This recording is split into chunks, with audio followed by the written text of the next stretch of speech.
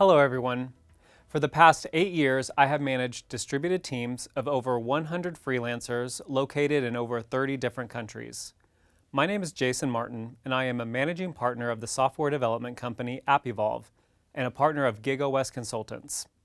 Managing a completely distributed team for my software development company has given me motivation to make this type of team structure work as well, if not better, than teams that work under one roof. While there are challenges to this model, there are also unique opportunities for improvement and growth. I appreciate the opportunity given by Upwork that allows me to share my experience and guidance, and hopefully to help other freelancers and agency owners build or take part in a successful team culture with a distributed team. The remote workforce is growing as more and more top talent is switching to freelancing and using platforms such as Upwork to harness their skills or grow their agencies. This grand remote work experiment of 2020 has taught us all a lot. There's simply no better time than now to reshape your business processes and culture to this new opportunity. But only if you do it right, and that means providing the appropriate resources for distributed workers, as well as changing company culture from top to bottom. By now, millions of companies around the world have instituted work-from-home policies and augmenting their staff with freelancers. But what impact does working remotely have on company culture? Today, I will cover the current trends of distributed teams, challenges that agencies face, and essential tips to overcome those challenges no matter where in the world your team members are located. These tips are designed to help freelancers and employees who are currently part of distributed teams, those new to building distributed teams, and those who are working to improve the culture of an existing distributed team. Before I jump into the main discussion points, I want to talk about rethinking the word remote and how this term is used. The word remote implies that you're away from something or distant. However, with being on a team with others who are also working from home, the term distributed is better fitting in my opinion. You're not away or distant from your team. You're part of this revolution in the global job market where working from home is just how work is done.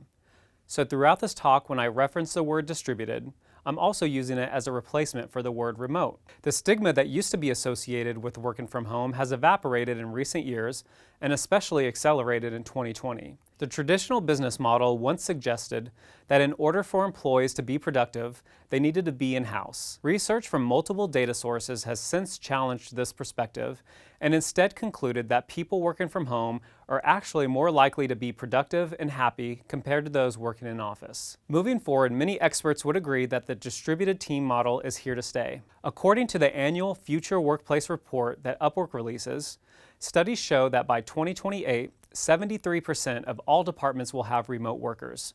This is an important statistic that shows where we are heading. And to put it in perspective, this statistic was released before the COVID pandemic in 2020. In shifting away from traditional office space, there are some potential challenges that need to be considered.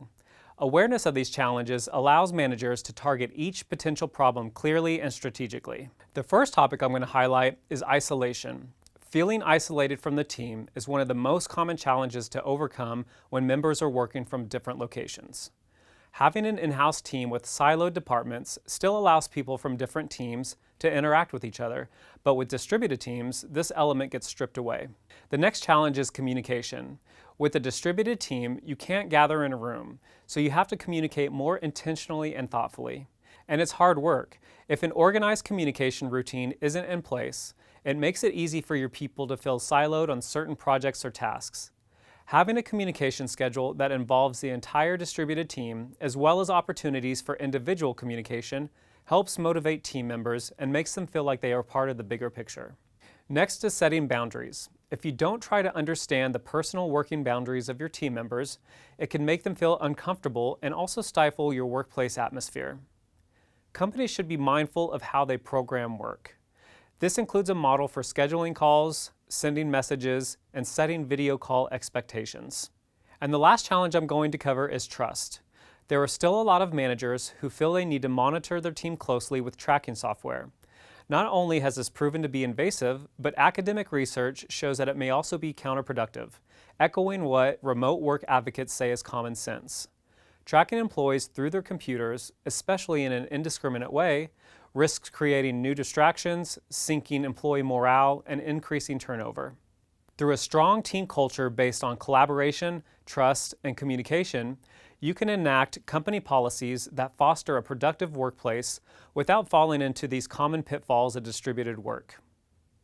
Team culture isn't just about free food and video game competitions. It takes more to encourage a connection between a company and their team members and to rethink how your team works together. Culture is important because it impacts how your team and customers perceive you. And this greatly determines how successful your business will be. With the COVID-19 pandemic shifting much of the world to working from home overnight, having a process in place to build a distributed team culture is more relevant than ever. Let's start off with talking about one of the most important key elements of building a team culture, which is communication.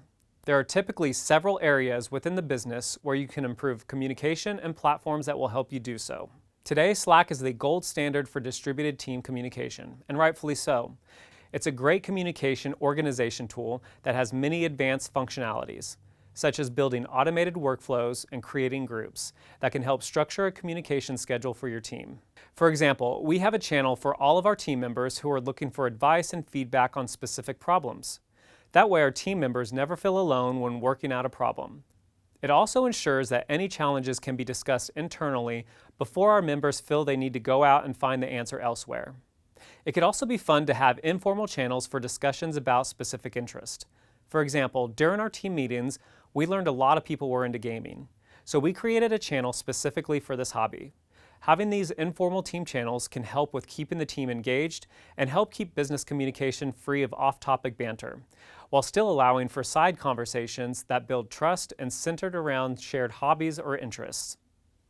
Regardless of what communication platform you're using, one thing to consider is the clarity of communication.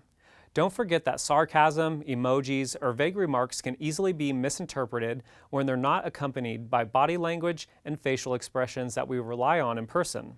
It's helpful to include policies for the team that reminds them, for example, that emojis don't count as primary forms of communication when responding to others who are giving task instructions and discussing issues. But when it comes to using emojis to express emotions, that's perfectly acceptable. Sometimes at the end of messages I write to the team, I'll request that the team give the message a thumbs up so I know everyone read it.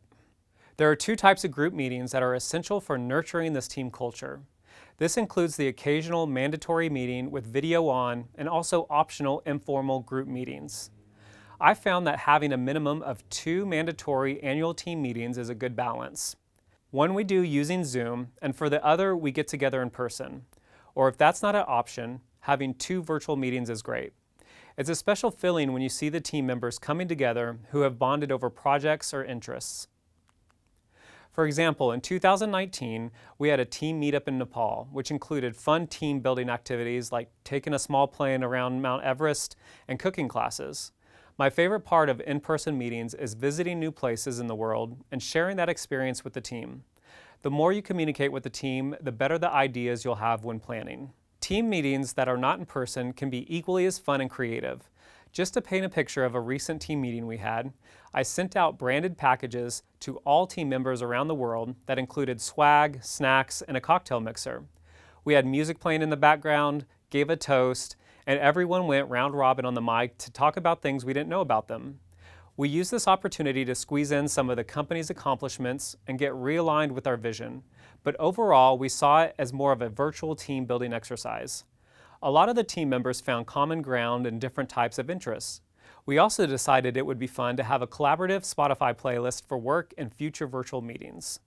Just another small thing that can have a big impact on engagement. One-on-one communication is less intuitive in a distributed environment, so it can be easier to abandon. Individual conversations between team members should be just as structured as team meetings, with a regular cadence and an agenda that extends beyond professional matters. Regular one-on-ones between employees of all levels has a crucial impact to strengthen relationships, and they also provide opportunities for team members to express personal praise or concerns that may not be appropriate in a group setting. We structure our one-on-ones in 2 different ways. First, we have a general check-in every 3 months. These calls are informal, and we use them to talk about things going on in life outside of work. The purpose of these meetings is to stay in touch with our team members and offer a general reminder that we care about them and are grateful to have them as part of our team. The other one-on-one meeting we have is an annual performance review. This is where we ask for feedback and suggestions about how we're doing as a company and try to find little nuggets of improvement. We also talk about the performance of the team member and look for areas of improvement there too. Another way to foster team engagement through communication is recognition. Public recognition of a job well done is one of the most effective ways to motivate a distributed team. This empowers team members and is a simple, effective reminder that they are being noticed for the great work they do. When someone is praised in a team chat, this small recognition gives other team members the opportunity to offer their congrats in forms of replies and emojis. If managers or executives also happen to be in that chat, this can be a powerful motivator, ensuring that credit is given where it's due. Every opportunity you have to foster interaction is a step toward a stronger team culture. We also announce birthdays, new team members, and honorable mentions to those who have hit a milestone on the team as a way to maintain that community vibe with minimal effort. Over the years, we've found that emphasizing open feedback to the team members is a reminder that they are contributing to the company in a way that extends beyond their personal needs or interests. In all our team and one-on-one meetings, we always close with a reminder that encourages everyone to have open communication and that the door is open. This could be anything related to other team members, clients, company policies, everything. We've discovered that some of the best ideas that have helped us grow as a company stems from the feedback of our team members. While we encourage interaction and communication, personal boundaries apply just as they do in person. Being respectful of others is something most people don't have to think about when face-to-face with someone. It just comes naturally.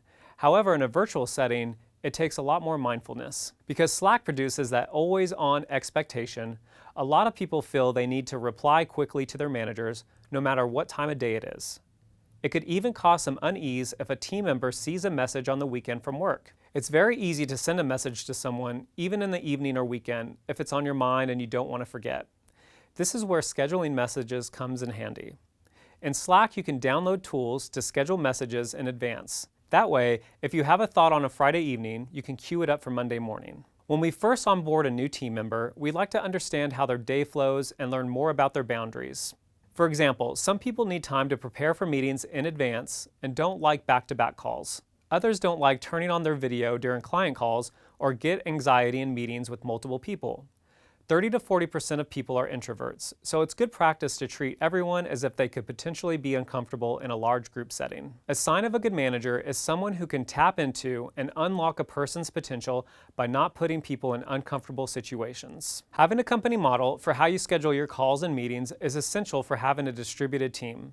It's important to encourage a healthy work-life balance with your team to help avoid burnout. A topic I get asked about a lot is whether companies should use monitoring software on their team members. If monitoring software is counterproductive, then managers need to consider other ways to ensure clear goals and accountability measures. I'm not a big fan of the traditional 9-to-5, fit all your work into this window model. I prefer to measure productivity by goals. Some people have different windows of time where they have an increased level of productivity. Of course, this doesn't apply to every single job or career, but it does in my world of software development as well as many other fields. Consider how you can switch from forcing your team to work under high pressure to creating an atmosphere in which the culture, coupled with checks for productivity, are used to ensure that time is well spent. For the last part of this presentation, I want to wrap it up with company values and setting that foundation and vision. It's okay for your company vision to see growth, but it's important for a distributed team to be aligned with that vision at all times. When a company lives up to its core values, its culture will transform team members into advocates for your agency and give them the drive to keep showing up. So let's do a brief recap of what's been covered. Make an effort to have at least 2 company meetings a year that mixes in fun and the opportunity to align with the company vision. Have one-on-one meetings with your team to give them the opportunity to express their thoughts. If you have a larger team of employees, organize a structure where your managers do this for the people they oversee. Give recognition to those who deserve the credit in front of other team members. Set a meeting and call structure to ensure you're not putting your team members in uncomfortable situations. Don't use surveillance software on your team. Build a company culture based on trust. My experience has shown that strong distributed team culture is possible, and it doesn't require a major organizational transformation. By integrating these best practices that I talked about today, distributed teams will be well positioned to address the unique challenges of building team culture, whether their members are spread across town or across all corners of the globe. Thank you.